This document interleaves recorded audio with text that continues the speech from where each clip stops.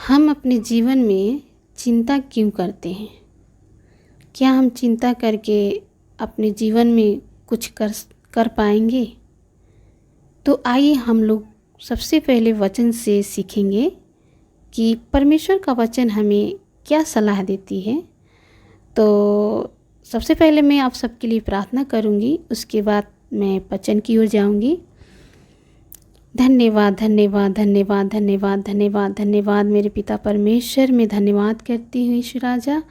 पिता परमेश्वर, में धन्यवाद करती हूँ आज की सुबह दिखाने के लिए मेरे पिता परमेश्वर, जो हम सबको तूने जीवित और चंगा भला रखा है। मेरे परमेश्वर पिता, मैं आपका कोटि कोटि धन्यवाद करती हूँ ईश्वर राजा। आज के दिन दिखाने के लिए धन्यवाद करती हूँ और मैं प्रार्थना करती हूँ पिता परमेश्वर, उन भाई बहनों को जीवन को तेरे हाथ में सौंपती हूँ पिता परमेश्वर। जो लोग प्रभु जी इस वचन को सुनते हैं और वीडियो को देखते हैं प्रभु जी, उन सब पर तेरे आशीष को मैं मांगती हूँ पिता परमेश्वर। पिता परमेश्वर, जितने लोग हैं मेरे परमेश्वर इस वचन को सुने जाने से वीडियो को देखते हैं प्रभु, उन सब के जीवन में जो बंधन रुकावट गड़बड़ी है मेरे पिता, तेरे सामर्थी नाम से दूर हो जाए और इस वचन के द्वारा प्रभु उनका जीवन आशीष होने पाए। धन्यवाद करती हूँ छोटी सी दुआ यीशु के नाम में, आमीन। तो आइए हम लोग वचन की ओर चलेंगे कि हम क्यों चिंता करते हैं।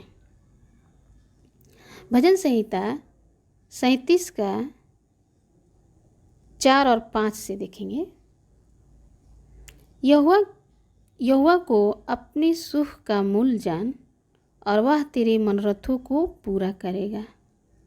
अपने मार्ग की चिंता यहोवा पर छोड़ और उस पर भरोसा रख, वही पूरा करेगा। मेरे प्रिय भाई बहनों, परमेश्वर का वचन कहता है कि अगर आप किसी भी विषय के लिए चिंता करते हैं तो आप परमेश्वर पर भरोसा रखिए। परमेश्वर आपकी हर एक मनोरथों को पूरा करेगा, क्योंकि वचन कहता है कि अपनी मार्ग की चिंता यहोवा पर छोड़, यहोवा उसे पूरा करेगा। तो आइए एक वचन और देखेंगे, नीति वचन 3 का 5 से 6 तक देखेंगे। तू अपनी समझ का सहारा न लेना, वरन संपूर्ण मन से यहोवा पर भरोसा रखना, उसी को स्मरण करके सब काम करना, तब वह तेरे लिए सीधा मार्ग निकालेगा। मेरे प्रियो, परमेश्वर का वचन कहता है कि जब आप कोई भी विषय के लिए चिंता करते हैं तो परमेश्वर का वचन कहता है कि उसी को स्मरण करके काम करना, तब वो तेरे लिए सीधा मार्ग निकालेगा। मेरे प्रियो, अपनी समझ के सहारा नहीं लेना है, अपने मनमानी नहीं करना है।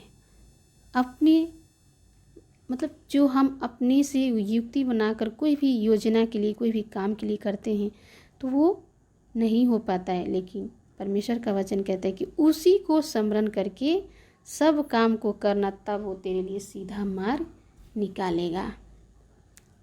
तो आइए एक और वचन देखेंगे, नीति वचन 10 का 22। धन यहोवा की आशीष ही से मिलता है और वह उसके साथ दुख नहीं मिलाता। वचन क्या कह रहा है कि धन यहोवा की आशीष से मिलता है और वह उसके साथ दुख नहीं मिलाता। मेरे प्रियो, सच में हमें कैसे जीवन को व्यतीत करना है?